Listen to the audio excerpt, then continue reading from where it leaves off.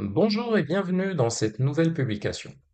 En tant que gestionnaire, vous avez probablement déjà interrogé des bases de données relationnelles à travers un script SQL dans lequel vous avez précisé des opérateurs d'agrégation, car vous vouliez que votre script vous renvoie des résultats de type somme, minimum, maximum, moyenne, etc. L'exécution de ces agrégations impose d'utiliser une clause de groupement dans SQL. C'est la fameuse clause group by, car vos agrégations doivent être réalisées en fonction de critères de groupe. La vidéo d'aujourd'hui consiste à vous montrer comment vous pouvez reproduire à l'identique ce fameux group by dans Power BI. C'est parti.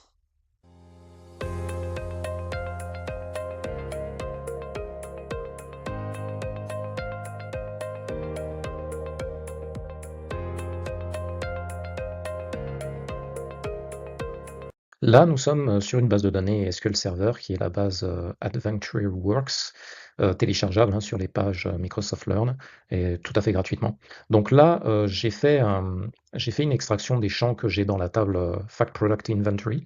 Donc j'ai fait un select étoile from cette table donc pour avoir l'intégralité des données.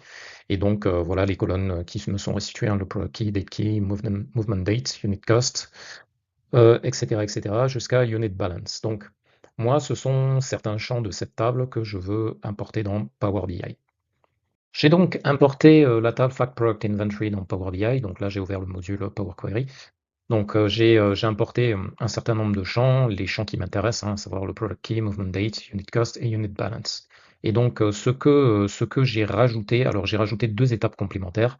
Une étape en fait où j'ai une colonne, je rajoute une colonne pour calculer l'année de movement date, donc pour qu'il me renvoie le movement year, et une colonne pour qu'il me renvoie le movement month avec deux digits, donc deux caractères.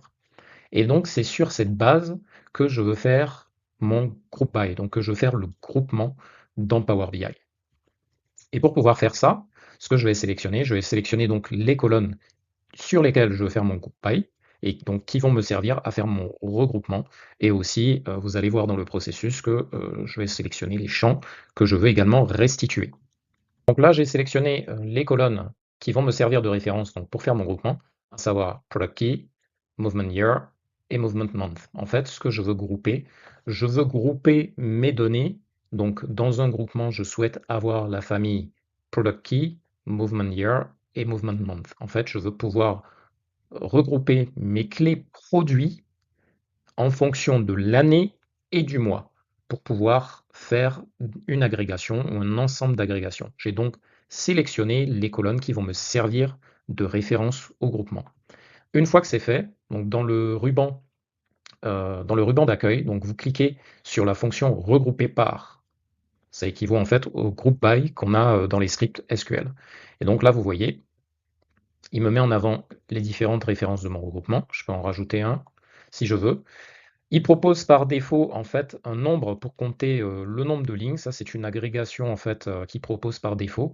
Vous avez le choix de le laisser ou de le supprimer. Moi, je vais le laisser parce que je vais m'en servir.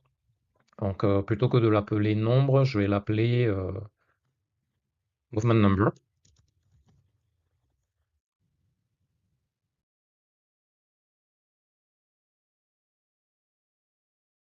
Et donc, les agrégations que je vais rajouter sont les suivantes. Je vais rajouter une agrégation sur unit cost, donc le coût unitaire.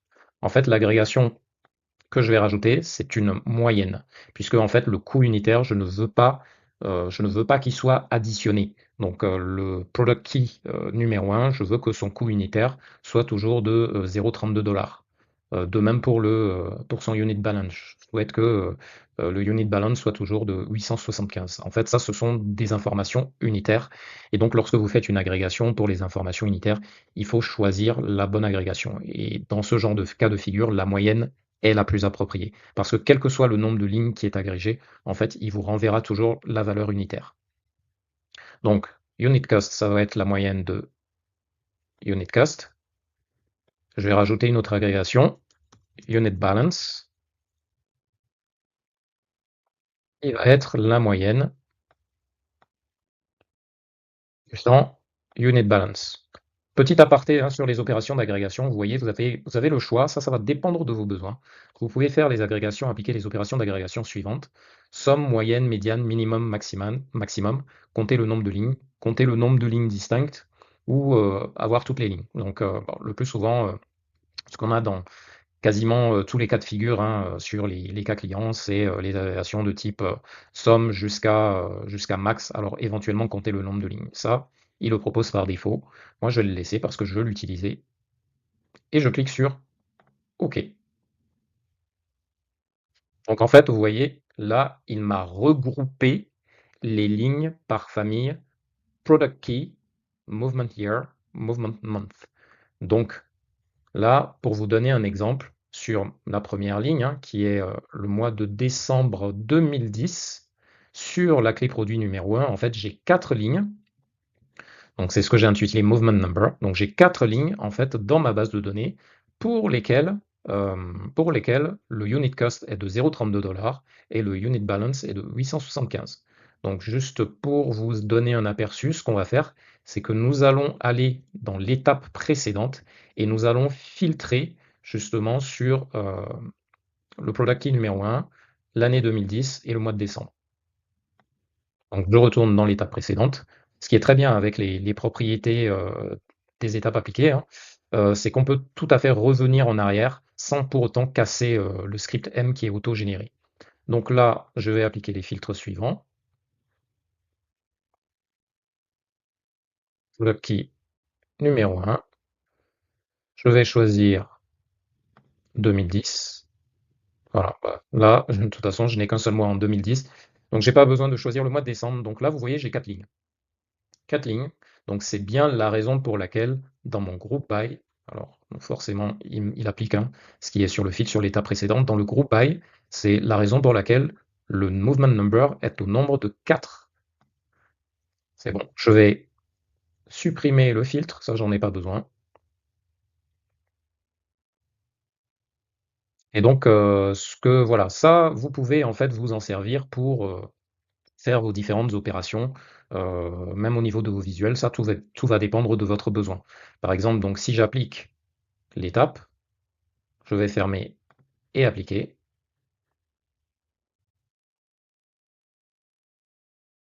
Alors ça, je vais enlever ça. Donc, ce que je vais faire, on va aller dans la table. Il y a des éléments que je ne souhaite pas résumer, que je ne souhaite pas sommer, comme le product key, movement year. Ok, très bien. Donc, ce qu'on va faire, c'est que je vais mettre un slicer sur l'année. Alors, je vais le mettre en liste déroulante. Là. Et ensuite, je vais mettre une matrice. Donc, une matrice avec en ligne mes product keys. Je vais mettre en colonne mes mois et je vais mettre, voilà, l'agrégation, ma nouvelle agrégation movement number. Donc voilà, vous pouvez tout à fait faire ça, ça va dépendre de vos besoins. Donc là, vous voyez par exemple, si je choisis pour l'année 2010, donc à chaque fois en fait, j'ai 4 lignes en fait à chaque fois qui ont été regroupées par product key. Alors pourquoi c'est 4, 4, 4, 4? C'est parce que la base de données elle est comme ça, hein. C'est à chaque fois il y a 4 lignes. Ça vient de la source de données. Mais ce n'est pas pour autant que dans vos cas d'usage, vous aurez à chaque fois le même nombre de regroupements de lignes. C'est parce que ma source de données elle est comme ça. Donc ça peut vous servir à ça. Lorsque vous faites vos regroupements, il faut savoir que les agrégats qui sont issus du regroupement en fait vont servir à faire des calculs dans des visuels. Si vous deviez faire en fait cette opération sur votre console SQL, hein, au niveau de votre base de données, là c'est une base de données SQL Server, donc j'utilise l'utilitaire SSMS. Donc voilà comment vous rédigeriez votre script. Donc vous auriez toute la clause select. Voilà, donc là j'ai choisi le product key, l'année de movement date. Donc là, les opérations, vous seriez obligé de les faire dans le select. Le mois, ça c'est le script du mois, puisque j'ai dans Power BI, en fait, j'avais rajouté une étape en fait 2 colonnes complémentaires, hein, à savoir la colonne sur le movement year et une colonne sur le movement month. Voilà, avec en résultat un mois à 2 caractères. Voilà ce que vous seriez obligé de faire dans SQL. Et les agrégats, vous seriez obligé de les mettre. Donc les agrégats, en fait, vous êtes obligé, pourquoi je parle au conditionnel? Vous êtes obligé, hein, ce sont les normes SQL, vous êtes obligé de les mettre aussi dans votre clause de select. Donc à la fois, là, je voulais avoir le nombre de lignes restituées à titre de movement number. Donc j'applique un count. Je voulais avoir la moyenne du unit cost, d'où l'opérateur average. Idem pour unit balance. Donc from, donc ça c'est ma table, fact product inventory. Et là, ma clause group by, exactement comme j'ai fait dans Power Query. Donc les trois éléments, les trois champs qui servent de référence au group by, à savoir le product key, le movement year et le movement month. Dans une clause SQL, vous êtes obligé de mettre en fait le script d'origine et optionnel order by. Donc ça, vous seriez obligé de faire ça pour avoir exactement le même résultat que ce que Power Query vous a donné. Donc là, vous voyez, sur le plugin numéro 1, donc pour le mois de décembre 2010, j'ai bien 4 lignes à titre de movement number, et j'ai bien la moyenne unit cost 0,32 $, 875. Alors, et les agrégats calculés aussi sur les autres lignes et les autres product keys. Donc voilà en fait ce qu'il faut retenir. Le regroupement dans Power BI, c'est l'équivalent du group by que vous avez dans une clause SQL. Voilà, vous savez maintenant que la fonction de groupement présente dans le module Power Query de Power BI correspond à la clause group by d'un script SQL. N'hésitez pas à me dire en commentaire si les cas d'usage que vous avez traités sur Power BI vous ont déjà conduit à utiliser cette fonction de groupement. J'espère que cette vidéo vous a plu, auquel cas n'hésitez pas à mettre un petit like. Si vous vous intéressez à la data visualisation, mais sans forcément savoir par où commencer, ou si vous cherchez une alternative à Excel pour concevoir des tableaux de bord qui soient plus dynamiques, percutants, facilement maintenables et duplicables, je vous ai préparé une formation gratuite dans laquelle je vous montre pas à pas comment concevoir un dashboard impactant en utilisant la puissance de la data visualisation, et ce, sans pour autant être expert en informatique. Pour y accéder, il vous suffit de cliquer sur le lien sous cette vidéo. Je vous dis à très vite pour une prochaine publication.